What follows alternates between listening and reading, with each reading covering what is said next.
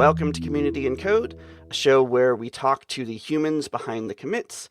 I'm here today with a very special guest, a first for this show, a first for me personally. Welcome to the show, Her Majesty, the Queen of Ladonia. Welcome to the show, Your Majesty. Thank you. I'm happy to be here. So I'm going to tell the story of how this conversation came to be, and then for myself and anyone watching or listening, I will ask you to give sort of the elevator pitch of your journey to Ladonia and what your sort of elevator pitch is. So I was looking at the attendees list for WordCamp US, like you do when you work at a company who particularly is interested in like making technical partnerships and like build relationships with agencies and things. And I happened to notice somebody in the attendees list, Queen Carolyn of Ladonia, and I was like, that's weird. Uh, is there a queen coming to WordCamp US? And it has you in your crown, and I was like, okay, what is this link? And I went to ladonia.org, and that sent me down a very long rabbit hole of there was a period of reading through things where I thought that like I was in an alternate reality, like I wasn't sure what was happening, and I had to go to ChatGPT and sort of contextualize it for me, like what am I looking at? And then ChatGPT told me that you in fact work at Yoast, and I was like, well, actually, it didn't actually say that you worked at Yoast. I found that out later when I did a search because it said that you were an SEO expert. And I'm like, oh, that kind of makes sense. But also now I have even more questions. So first of all, for those of us who may not know that Ladonia exists, what is a Ladonia and how did you come to be its queen? So many questions there. Yeah, right? So Ladonia is a micronation. A micronation is the official definition is a self-declared sovereign entity an entity that claims sovereignty. So basically, it's like a country, but it's very tiny, and none of the big real countries acknowledge that we exist, kind of thing. So if you've heard of Sealand, which is on a abandoned Air Force sea platform off the coast of England, they are a micronation. I've met Prince Michael, nice guy. Molossia is in Nevada in the US, another micronation that you may or may not have heard of. Where is that located? Outside of Reno. I must have driven by. I mean, I've made that trek. I don't know Maybe that it's not you off would the have driven highway. by it. I Yeah. feel like it's a 4-hour drive away from Reno, Okay. but So it's very far outside of Reno. yeah, it's not close. There's a new micronation in the U.S. that a lot of people have heard of called Slowjamistan, which is named exactly for the reasons that you think it was. Um, and then there's hundreds all over the place, but there's a few that are larger than others. Ladonia is one of the larger ones. It declared sovereignty it declared independence from Sweden in 1996 after 15, 16 years of court battles over these sculptures that an artist was making on the beach. And after a decade and a half of fighting back and forth and going all the way up to the Swedish Supreme Court, what eventually happened was Sweden was unable to force him to tear down or to effectuate the tearing down of the sculptures. They're still there, by the way. And he had started building those in 1980. So he and his lawyers and a group of interested parties got together and said, you know what, if Sweden can't implement and enforce their laws on this land, I don't think it's actually their land. So they declared the land on which these artworks sat an independent country, and thus began Ladonia. Because it was like logistically difficult to send a team or expensive to send a team out there to tear stuff down. No, because So they could, they just didn't. they just didn't, because he kept fighting the orders in court. So one of the first, I think I think the one of the foundational concepts we need to understand as Americans is that they don't have the same kind of private property laws in Okay. Sweden that they have in the US. So on open land, like nature reserve type stuff, you can't you can't tell people they can't walk on it. You can't shoot people off of it. You certainly can't shoot them if they're on your land. Like that stuff's not a thing. So he was building these sculptures. The first thing that the landowners tried to do was say that it was an illegally or improperly permitted house. Clearly, it's not a house, so that argument fell flat. And then they tried to fine him for obstructing the public way. Also, it's really hard to get to. It's not impossible to get to. We get like 40,000 hikers every year, probably more than actually. So it's not an impossible hike, but you have to go there on purpose. There's no such thing as obstructing the public way.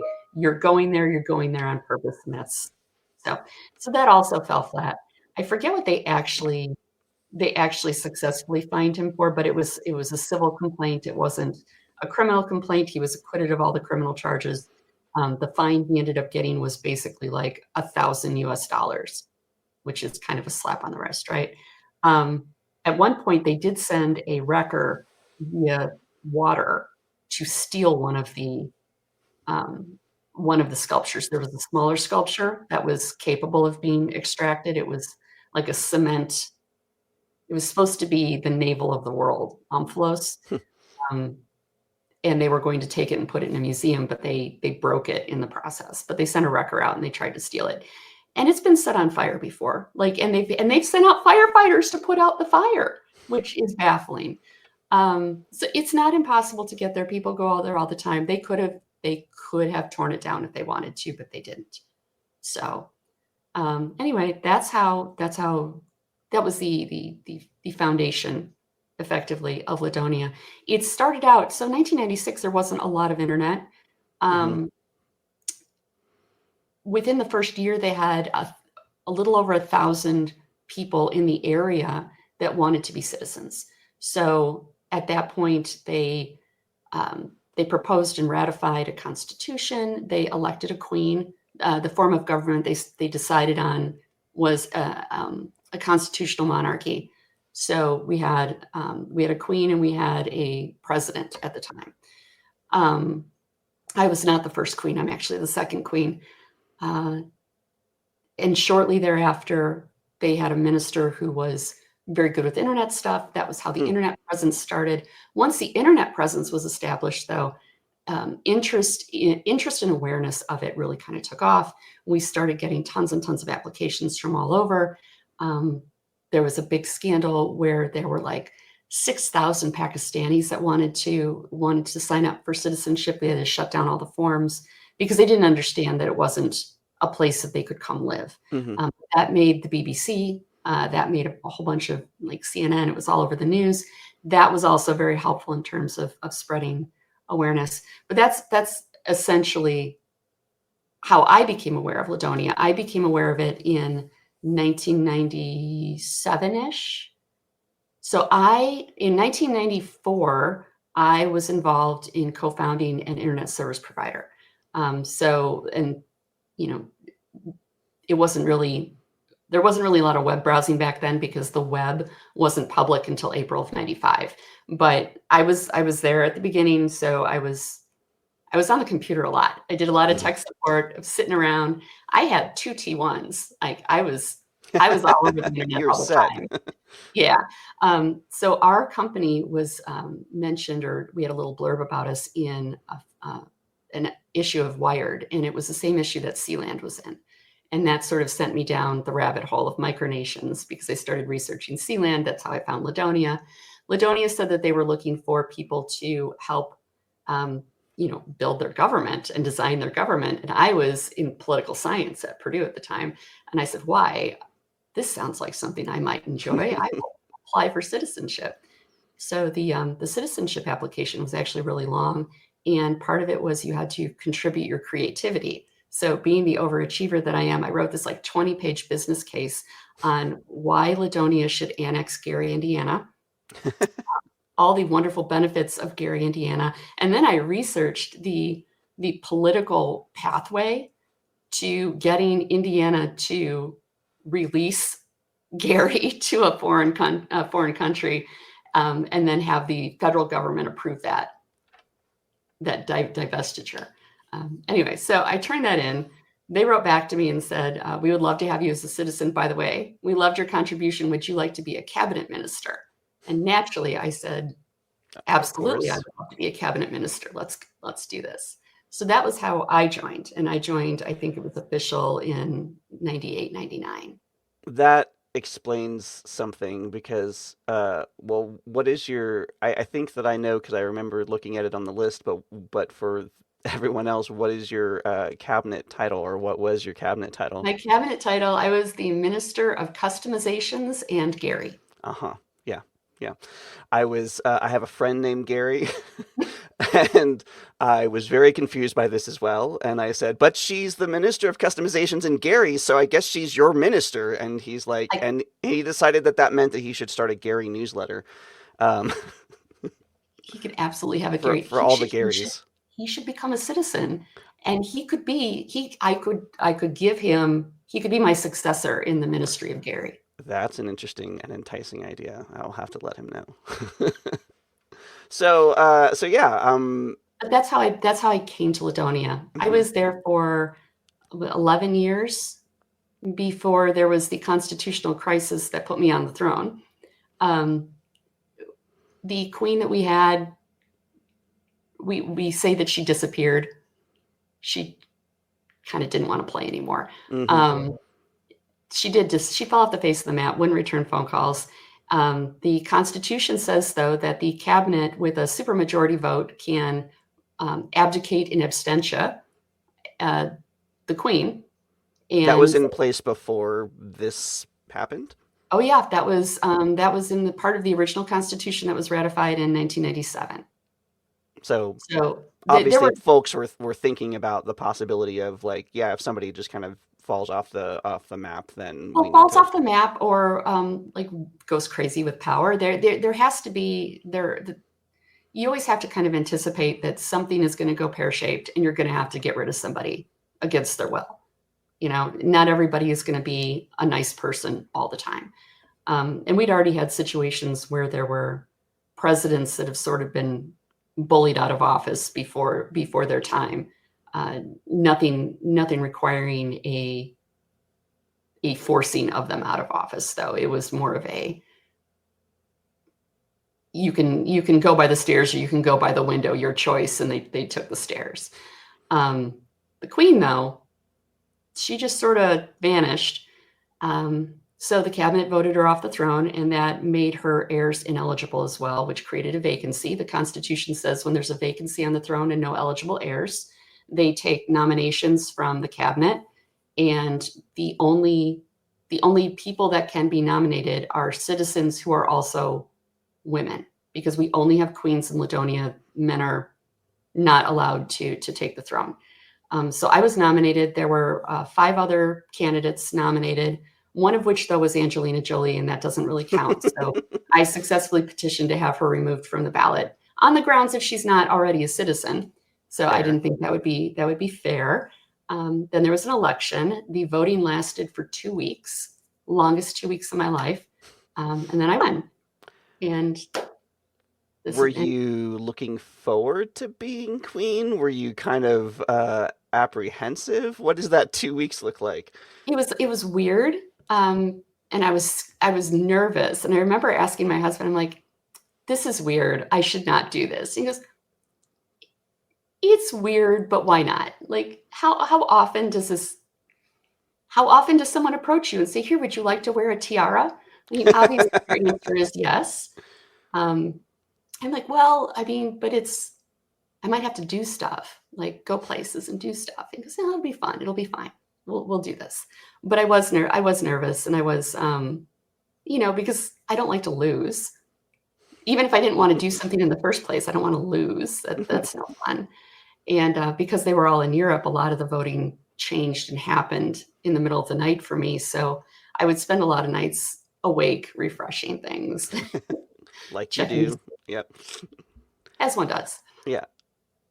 And I mean, like you mentioned, like it's not just you, it's like your husband's on the website, your daughter's on the website, your daughter is actively doing stuff, as far as I know.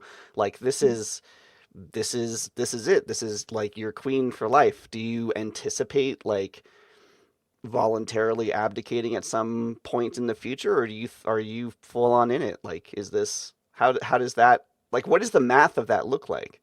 Um, I don't I don't anticipate at this juncture abdicating for any reason, but my daughter is she's got a job, she's busy with her stuff, and this is a lot of work.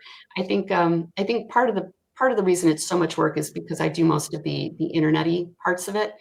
Um, and there's a lot that I probably could pass off to other people, but I just don't because I need to protect it.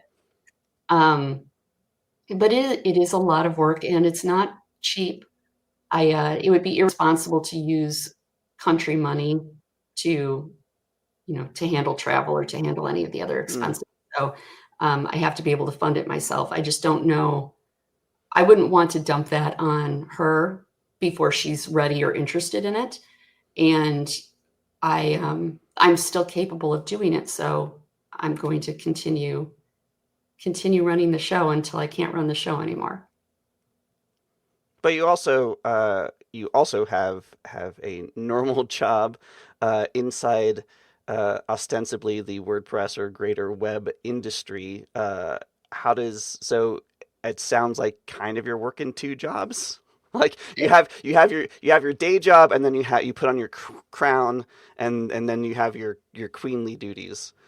Yeah, I mean, I actually think I probably have more than two jobs at this point. But it is a lot of work on the upside because everything I do, real job and queen job, are internet based. I can do them wherever, whenever. So, I'm doing things off my phone. I'm doing things off my laptop. I do a lot of international flights, which gives me a lot of 7-hour chunks of time to Mm. do what I need to do. Um, and it's you know you use the technology to make it work. Like I've got my phone system set up so that it changes the icon based on which phone number is being called, so I know how to answer the phone.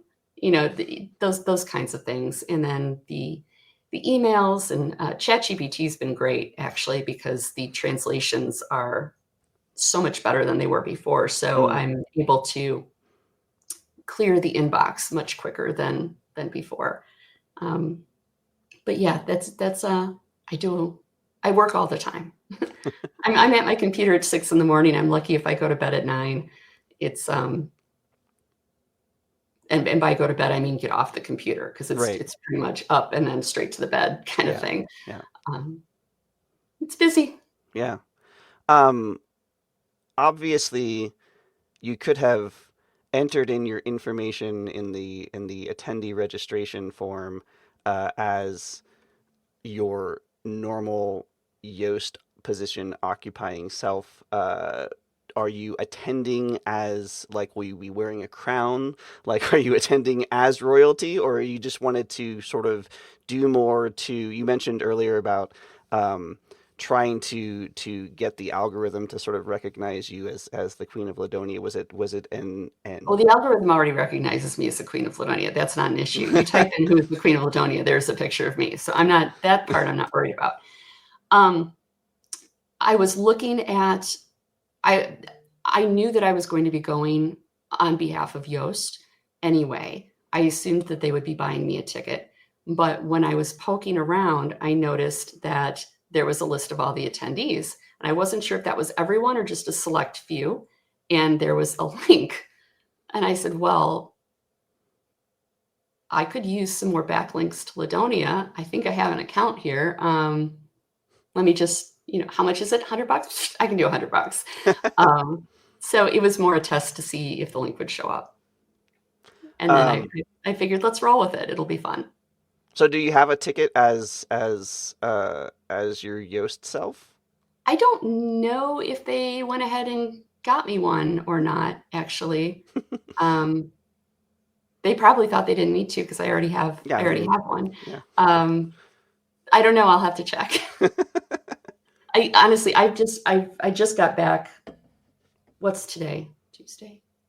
I got Wednesday. back 2 days ago from a conference. I don't know what happened. Conference season used to be in the autumn, and it seems like everything shifted to summer because I've had Yeah. like 6 conferences in the last 2 months. So that conference is still far enough ahead that I haven't started thinking that hard about it yet. Yeah. Wow. We're ramping up to getting, so I'm thinking about it a lot. Um, but I've been thinking about it a lot since I discovered Ladonia. So as a citizen, obviously there's a website, and the website talks about like the history and the story that you told about the sculptures and the legal battles and all of that sort of stuff. Um, and has a list of all of the ministries and ministers, of which there are many, and that's another thing that ChatGPT clued me in on, because I hadn't visited that page organically, and it's like, yeah, there's lots of like ministries with silly names. I'm like, there are, um, And that and came from the Wikipedia training data. well, it's funny because it was wrong about the specifics that it gave me, because it said that there are things like Minister of Silly Walks and Duke of something or other, and I was like, no, there's not either of those things. There Um, was. There was a minister of silly walks. What happened to that person? so maybe it's old data. It is old data. So I do know that ChatGPT right now is operating on a training set that is only up through, I think, June of 24. That So being it's said, I know old. that our Wikipedia article is incredibly difficult to keep correct Okay. because there's an editor who has a burr under his saddle about Ladonia in general and reverts all of the changes that I try to submit. Okay. I imagined a conversation like, "Don't you know who I am?" But we don't need to. The yeah, that's usually like, you don't know, you can't prove this. I'm like, and then they're like, oh, we don't like first party sources. Like, oh, Right, exactly. That would be the counter argument to that. Um, yeah. So as anybody can apply for citizenship, and if you give a donation, you can have a title. Uh, are there benefits of besides sort of being part of this kind of global experiment in governance, to being a citizen? Like, what is your pitch to your subjects? well, so the goal of pursuing and keeping Ladonia going, even after our founder passed away, unfortunately, in October of 21, is to raise funds and go out and actually do the maintenance on the artworks. So one of the I don't spend a great deal of time entertaining the subjects. Um, I actually focus most of my time on the legal wranglings around making sure that we have the continued access and right to maintain the artworks because they are made of driftwood. They will, Nimbus especially, will collapse into the sea if we're not out there repairing it. There's so many visitors that come. There's nails sticking out everywhere. It's a struggle to keep the artwork from falling apart. We want to keep it going to preserve Lars's legacy, because that was his life's work. And there are people that are trying to stop us from doing that. Um, so there's a lot of really fun like internet stuff that I had to do to protect things too. Right after he died, he had a group that claimed his estate, and they wanted me to just turn over everything belonging to Ladonia, including the websites and the domain names and the bank accounts. And I'm like, no. Like, oh well, we're running it now. I'm like, yeah, but you're not, because it wasn't a singular thing that could any one person owned copyright over. So you didn't inherit it and it's not yours. Like, oh, but we're going to set up this foundation so that we can raise money. And when people Google Nimbus, we want them to come to our page. I'm like, aha, I see where this is going. No, you can't have it. So I immediately lawyered up and I secured trademarks for Ladonia in Sweden and the EU. And then I registered all the domains that I needed to so that they would not have a successful UDRP. And they tried to set up their competing website and it did not do well because I have all of the SEO authority for it. So yeah, it was a good time. Yeah. I mean, it sounds like a lot of I mean, it harkens back to an early day of the internet when things were kind of more less serious and more fun. I remember in college, I had stumbled across a website for the Universal Life Church where you could just click a few buttons and fill out a form and become an ordained minister of the Universal Yep. Life Church. And I was like, this is cool. I've got a printer. Let's become priests. And I have a friend who is a Baron of Ladonia and also an ordained minister in the Universal Life Church. I don't know where my like minister paperwork has gone. It's disappeared since for I don't know, 20 You plus should years find ago. it, and then for your title, you should use like Reverend Reverend Father or something like that. Yeah. But yeah, I mean, this is very much in that vein. And I remember like one of the things as I was sharing this experience of discovering Ladonia with a couple friends of mine. Um, my friend Allison was saying that it felt really not her words, but the vibe that I got was that it sort of felt cozy. Like this is kind of the thing that like this was her words. Like this is what my brain needed for like right now for like things that are happening. Is like this I can like handle. Like everything else maybe not, but this is nice. I like this. So I think the attraction for a lot of people is when you're born in a country, you don't really get the opportunity to not want to be from that country. Like you're stuck there. There's an accident of birth, you're stuck with it. This is something that everyone that people actively choose, they seek it out. And it's, we're not trying to tell you how to live your life. We're not extracting taxes from you. It's very much I'm doing this because I want to, not because I'm obligated to. And I think people like that. There are title collectors who are out there just to, they want to be a lord or a lady or they want to be a duchess, those kinds of things. Um, but there's also people who just want a piece of paper that says they're part of something that they want to be part of rather than they're part of, every time there's an election in the US, we will get the losing side flooding to Ladonia.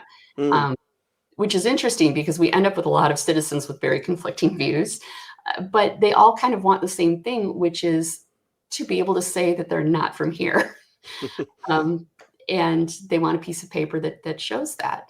Um, and we do really stress and fight for freedom of expression and freedom of speech, and that was really kind of what we were founded on. So we do things like we've done fundraisers to support we have a minister who is part of that protest group that protests topless all over the place.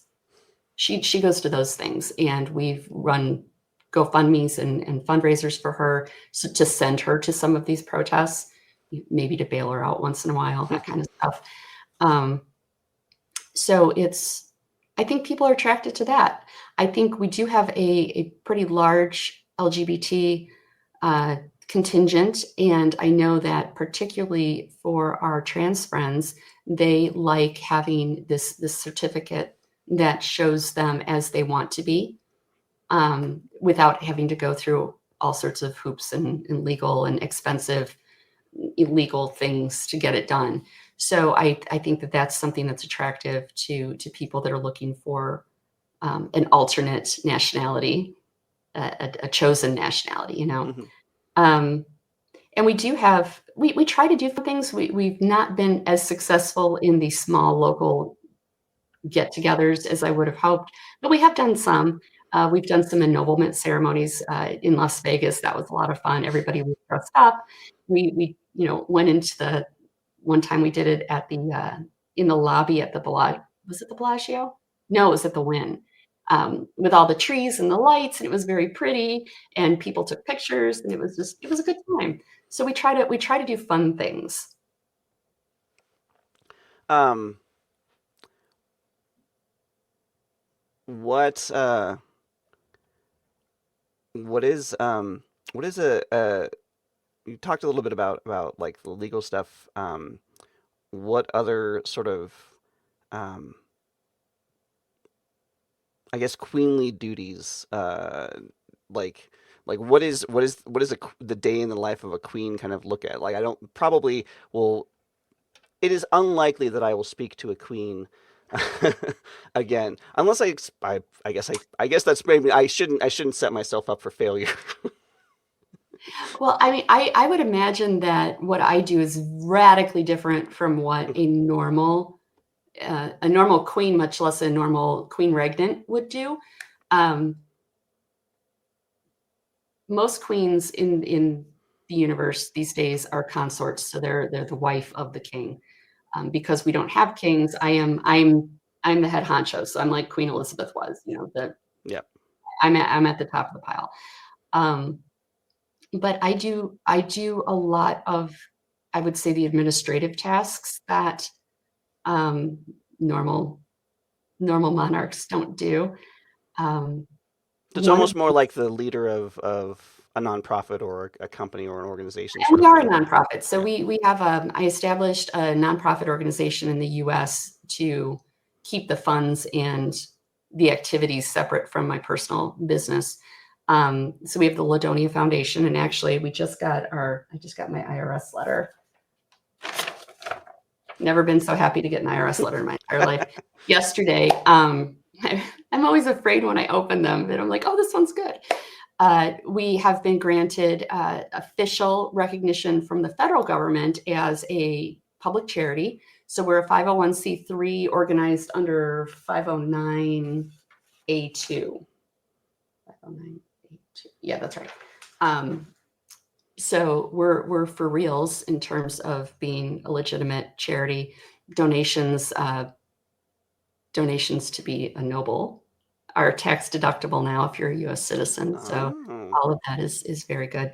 But so I do a lot of I look over the applications for citizenship. I help them run background checks on people just to make sure that they're not, you don't want people infiltrating the group that have bad intentions, or people that might be looking just to get a copy of something official so that they can counterfeit it and sell it. At one point we saw people, and it was some Chinese diploma mill selling for lots of money diplomas from Ladonia University, and that was a joke that someone like mocked up a certificate and put it on the internet years ago, and they saw it like, oh, this must be real, and they started counterfeiting them. So you really kind of have to keep an eye out for people. There's especially in certain developing areas, there are people that will present present access or membership in Ladonia as a means of entering Europe or being allowed to work in Europe. And it's not those things. And I don't want anyone to be taken advantage of. So we do try to make sure that we're properly vetting the applicants. So I do that. I manage the websites. I make sure that the hosting is secure. I make sure that we're not getting broken into or hacked. I've fixed some hacks before. When I first became queen, I had to rebuild everything, and I rebuilt it in WordPress because it was so hacked. Oh my God, it was it was really bad, and we were feeling the repercussions of how bad that hack was, because they were uploading the JPEGs with the executables into the upload directory and then Hmm. triggering them. So we had tons of backlinks, which was great, but we had tons of backlinks for all the wrong reasons. Hmm. So that was a mess. And then I developed the online application system so that we could keep track of all the citizenship records online. Thanks, Gravity Forms. Um, Ladonia is powered by gravity forms. yeah. Then I set up the shop, and we've got the souvenirs. So I help come up with things that we can sell in our shop, like we got fridge magnets. Fridge magnets, flags, lapel pins, medals. This is my 15th year on the throne, so we've got a new medal we're offering, and I don't know if you can tell, but there's like me on it. So we sell that in the shop too. It's like multiple businesses, because then I also have to I'll fly over to Sweden to give tours to TV crews a few times a year. They'll call and they'll say, "Hey, we're going to come with a crew. We're going to do a documentary for a Japanese TV show." I'm like, "Cool. When should we be there?" Yeah. And I fly over and I do those things, and I wear the tiara and I hike through the woods, all the fun stuff. I hope you have just a ton of frequent flyer miles. I have so many frequent flyer miles. It's not funny. I'm Premier 1K. um, yeah, and so people make the trek. Like the website says it's like a 2.2 kilometer hike to get Mhm. there. I saw on the Herald that there are like maybe signs that are kept, or that's probably one of the things that needs to be maintained to sort of like allow We or make it easier for people to make that hike. we have to keep putting them up because there's rangers at the in that area that will take them down, or they'll put up signs that point the wrong direction. So we That's have to. malicious. It is super malicious. And then they had the audacity to put up QR codes to donate, but they get the donations. So it's a constant struggle. It's like, you want the tourists and you want their money, but you don't want to let us do the maintenance, but you're not doing the maintenance. Right. And it's been an ongoing. It's been a huge fight. I'm very friendly with my lawyer in Sweden, and we have an unreasonably large attorney's bill on a monthly basis, Mm. just dealing with all of that stuff. And that's part of the reason that we sell the things and we accept the donations, is because in addition to needing to fund the maintenance, we also have to pay the lawyers to be able to continue doing that. And really, I mean, I suppose we could walk away, but I feel like I was entrusted with the care of this when they elected me, and I accepted that responsibility. So I can't just walk away from that responsibility. I took on this job. I can't quit. Hmm. Yeah.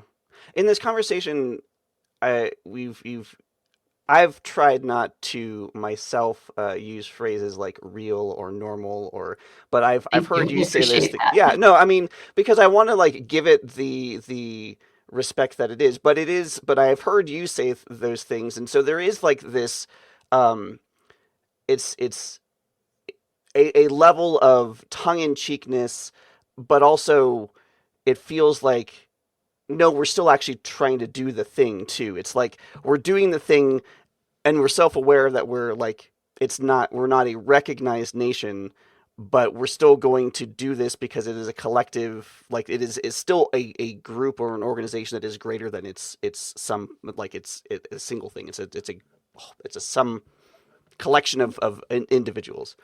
So, I mean, we really lean into the tongue in cheek for a reason. One of the reasons is, if you take yourself too seriously and you present yourself as a a separatist group, you will be treated like a separatist group. Mm, And what happens to separatist groups? Bad bad things happen bad to stuff. separatist Yeah. groups. So by maintaining a high level of humor, we can make ourselves. We don't want to inadvertently make ourselves look like a bigger threat than we are. So that's one thing. Um, does that mean that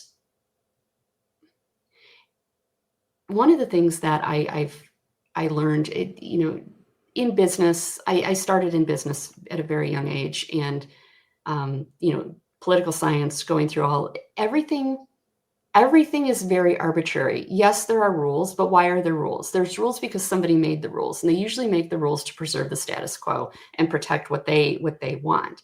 So, what is the function of a nation state these days?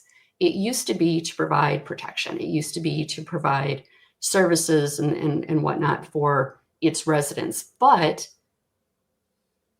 what kind of protection are you really giving when, borders are porous now? We're certainly not doing a good job keeping invaders out. Um, Anybody can get missiles. Like there's so much going on. I don't entirely understand how the nation state as we've known it for the past, however hundreds of years, is going to continue in its current form other than just through force and inertia. Hmm. It's not, I don't think it's necessary to preserve all of the borders exactly as they are right now. And that's another thing that I think makes it easier for people in certain parts of the world to be okay with the idea of a new state, because their borders are were only established within their living memory. Right. Like, Pakistan didn't exist, was it 75 years ago? Something like that. There are people alive that remember when Pakistan wasn't a thing. There are people Yeah. alive that were born in the USSR. Yeah. So they know that states can come and go and borders can be redrawn. In the US, though, nobody remembers the Revolutionary War. In England, nobody remembers them not being a country. Nobody remembers Scotland being separate. Like, they say they do, but there's no actual awareness of that. So I think we could reasonably, if we're successful, demonstrate that we could have new political divisions and sections created, hopefully without bloodshed. Because really, if you look at all of the majority of prior nation making and state making, it's all involved a lot of bloody revolution. And I would like to think that humanity has grown to a point where we can have conversations and reach agreements about borders and groupings and political entities that doesn't involve bloodshed. And that's really kind of what I'm interested in doing, is how do we serve a group of constituents group of constituents, that's redundant. You know what I meant. How do we serve our constituents in a way that is useful to their lives, but also have this be recognized and acknowledged by these greater organizations that have decided that they own everything. And it's you can't get into the UN because you have to be sponsored by another state, and none of the other states. Part of the charter is you're not going to violate the territorial integrity of any of the member states, and everybody's claimed all of the land everywhere. So you can't make a new state because anyone who's trying to make a new state is violating the territorial integrity of somebody. Hmm. It's just all very arbitrary, and I would personally like to see if we can do anything to move that a little bit, because it's not, I don't know. I don't know that it's going to continue to be useful to run the way it is right now. I don't know, that got really deep. Sorry. Well, no, I think that's I love that there is equal parts like satire and that level of seriousness and levity. It's very much like the Monty Python telling the story of history or something, like, or where, like, we're making fun, but also we're making fun of very real things, and, like, the conversation, like, it's the scene where the Anacro commune with King,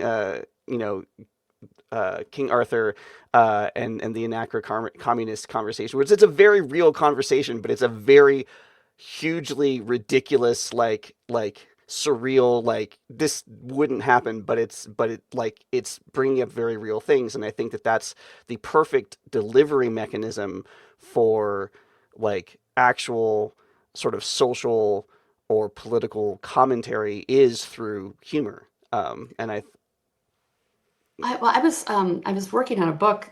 I wanted to explain, like, one of the things I get a lot personally is you're not a real queen. mm, Can't elect a queen. You can have an elective monarchy. Elective monarchies exist. These things are not unheard of in history, and people don't talk about it. It's Belgium, right? Who are the Belgians? Are the Belgians a nationality? Are they an ethnicity? One of the things is you can't have a country because you don't have a historical claim to a cohesive group of people that share a common culture, right? There's no such thing as Belgians. Belgians is a new thing, and it was a new thing. It's younger than the United States by, I think, 100 years. There was no there is no ethnic group of people called Belgians.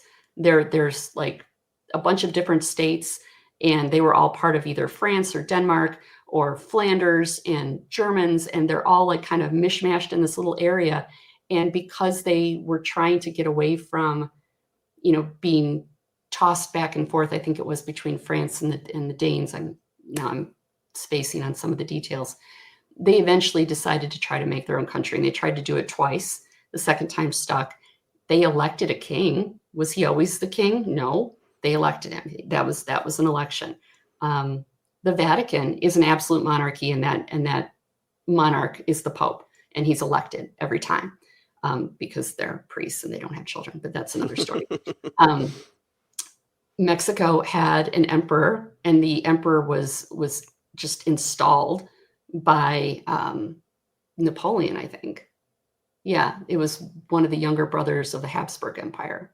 And then the US decided that we didn't want a monarchy on North America, on our continent, so we gave a bunch of guns to them, and I think to Benito Juarez, and he put Emperor Maximilian up against a wall and killed him.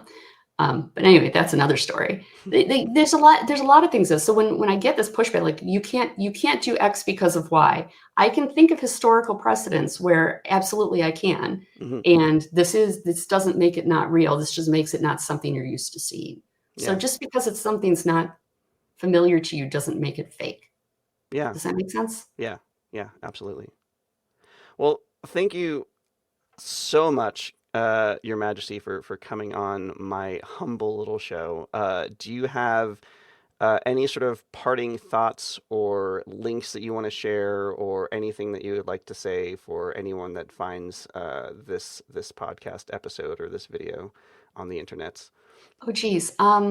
Well, if you're interested in supporting us and our maintenance of the artworks in Sweden, or supporting our efforts to, just try to redefine what a nation state is, you can go to ladonia.org. And that is our primary website. You can make donations. You can become a citizen if you're interested in a noble title. I think I can make that happen for you too. Um, it's pretty self-explanatory, but if you have any questions, we've got a phone number that's on the website. We've got email that's also Who on the answers website. the phone for Ladonia? Um, my secretary. So yeah, then that's a long story. That's a long story. Anyway, so we do have a phone number if anyone wants to call.